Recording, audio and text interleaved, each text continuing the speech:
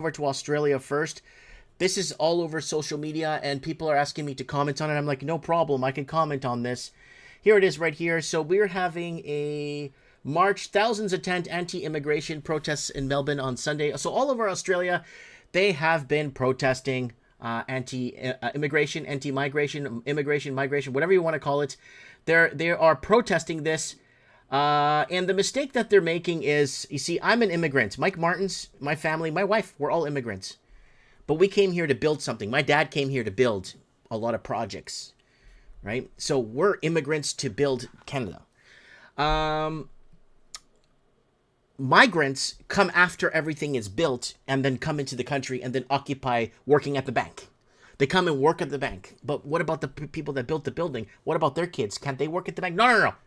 No. That's for migrants. No. That's not for you. That's not for you. That's for the migration to come in and work at the banks. They don't speak English and they shut your accounts down and destroy your family. That's how it works. All right, let's go. So this is what's happening across Australia. Where people are migrants and are so here it is. Let me go into our show notes here. I got some show notes here, guys. Let me go into the show notes and I'll tell you here, Australia. So these are videos that were taken down from our channel because we have 2001 videos that have been taken down. Australia on fire, migrant wave destroy stability, and that was on December 2015 video. Australia's drowning in diversity, national identity shattered. That was on June 2016. That video was taken down in 2019, but it was published June 2016. Australia hijacked, leaders invite invasion, citizens pay the price. That was a good one. I actually got numbers, graphs. That was Australia hijacked, leaders invite invasion, citizens to pay the price. That was published on May 2017, and that was taken down August 2019. So what else do I have here for Australia's? Australia's borders surrendered, sovereignty destroyed. That was May 2019. So why is this happening in Australia? Why is Australia going through this right now? Well, just like every other English-speaking country in the Commonwealth, a lot of these countries built their economy off real estate. So I don't have the numbers in front of me. I made an earlier short video, but Australia had, I think, 1.8 or 1.7 to 1.8 trillion dollars laundered through its real estate from China, Chinese money laundering. Canada was 2.2 to 2.6 trillion. New Zealand was 583 billion. Was New Zealand. So Australia has, I think, 1.6 or 1.7 million empty homes, creating artificial shortages. So what these governments did since 2010 to 2024, they just bring in the laundered money from China, bring it in, and the blue states of America, Canada, UK. And we covered the article for you guys. If the city of London stopped laundering money, the world economy would collapse. We covered that in 2019 for you guys. So this is very important. Because the British proper, the Australian proper, all these people, they can't afford to get into their own real estate because they can't compete with Chinese money laundering. So all these world leaders in these English-speaking countries made a decision to say, what if we just bring in 1 million people, 2 million people from India? That will solve our housing crisis. Our locals can't get into the housing. But you know what? We bring a couple of million people from India. That will fill the homes up.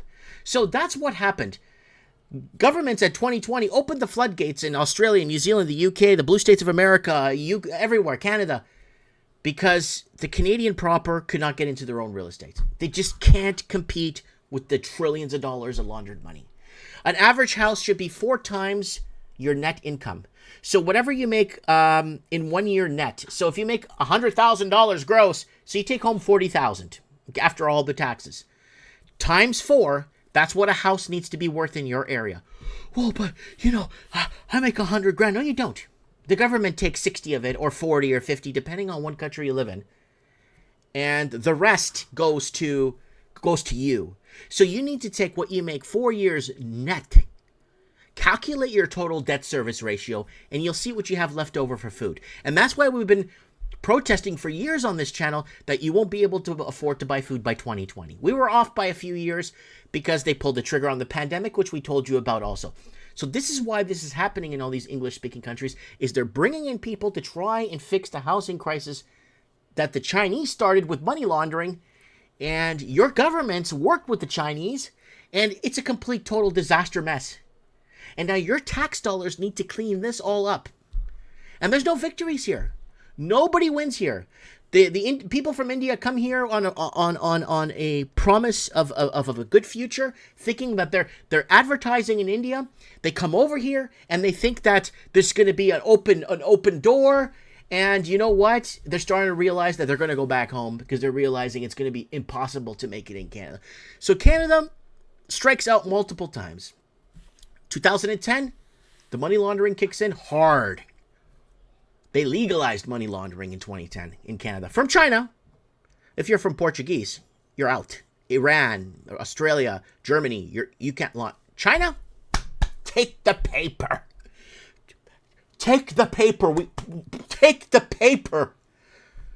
So that's just how it works, depending on what country you are from, and the fentanyl and the Chinese gangs and the whole 9 yards. We covered all of this all these years, and